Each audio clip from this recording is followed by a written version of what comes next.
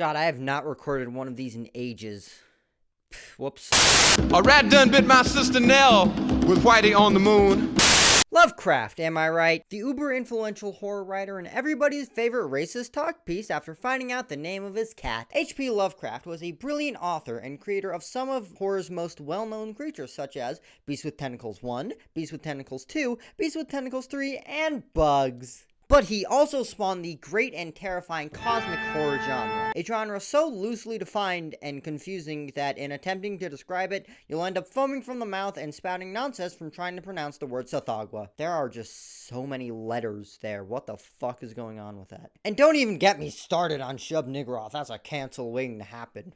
And if you're wondering how to make cosmic horror, all you need to do is 1. Set your story in 1800s Victorian London. 2. Have your main character be a douchey and possibly racist detective. And 3. Describe everything as unable to be comprehended by humans so you have an excuse not to try. Fast forward to 2016, where author Matt Ruff discovers a new way to use the cosmic horror genre and made Lovecraft Country. A story taking Lovecraft's monsters and placing them in the middle of Jim Crow America, because he thought that time period wasn't nearly bad enough, so let's add Shoggoths. And now in modern year, the book has been adapted into an HBO show. Fun! Okay, I'm gonna start with the good stuff, because there's a lot less of that. The acting was pretty top-notch. The whole cast felt like they were really people, especially Jonathan Majors, who did a very good job, and he was the best part of the entire show, which isn't saying much. I actually was really looking forward to this show since I love Lovecraft, despite me never reading any of his books. And I love his gods and creatures. I was really looking forward to a Lovecraft story set in any other time period than 1800s England. And I'm still looking forward to it, because this is not it. The show doesn't even have any Lovecraftianness, except for these two monsters that show up at certain points throughout the show. If they aren't even all that interesting, they're just big dog monsters, basically. The rest of the show is your standard magic and ghost story, which is very much not Lovecraft. Actually, it's the exact opposite of Lovecraft. The show ends with the main crew coming together to cast one final spell. And let I remind you, this show is called Lovecraft Country, not fucking Aleister Crowley Country. Why is the final act of a Lovecraftian story about a spell, of all things? Lovecraft is all about the existential horror of our own insignificance in the universe. So the final act should probably be about struggling to survive against some giant monster with tentacles for a face.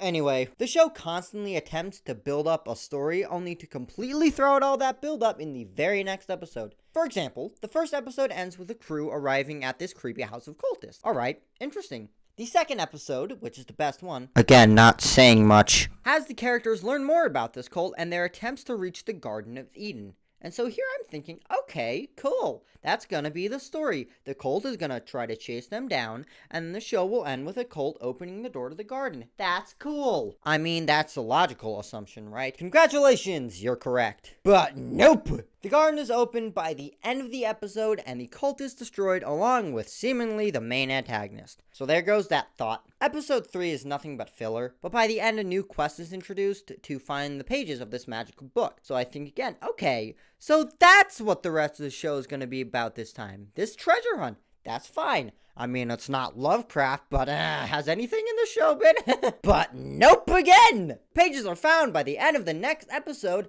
and then the pages are burnt in episode 5. You see what I mean? The show doesn't follow through with any of its stories, leading to this disappointing mess of a finale involving none other than time travel.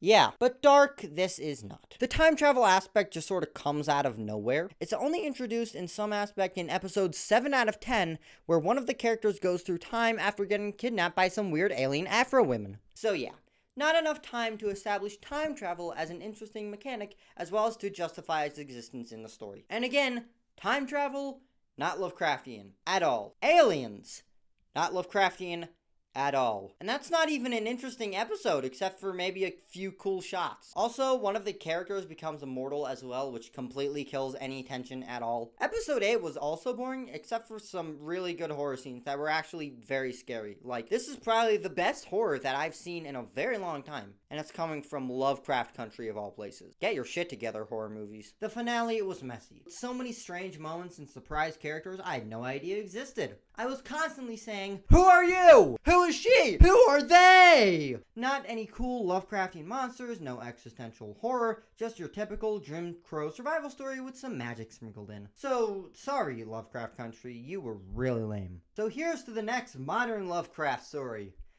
I'm not holding my breath this time. Insubordinate. Lovecraft Country was a mess of a show from start to finish. It had a few cool concepts, a few cool shots, good CG, but other than that, it dramatically failed in its execution. I'm very glad to be done with it. This show gets a D.